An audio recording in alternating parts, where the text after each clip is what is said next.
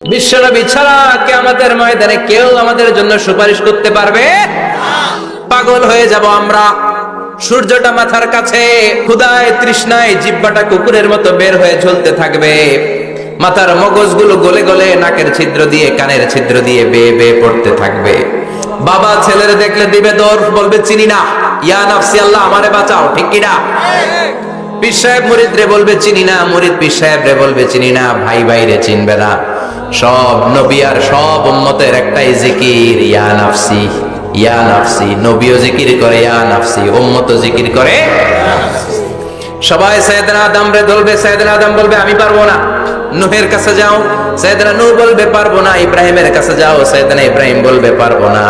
মুসা আলাইহিস সালামের কাছে যাও, মুসা আলাইহিস সালাম বলবেন পারবো না। ঈসা আলাইহিস সালামের কাছে যাও, সাইয়েদনা ঈসা আলাইহিস সালাম বলে এত জায়গায় ঘুরে লাভ নাই, জায়গা মতো যাও মিয়া, জায়গা মতো যাও। মাকামে মাহমুদে বিশ্বনবীকে সেজদায় পড়ে থাকতে দেখবা।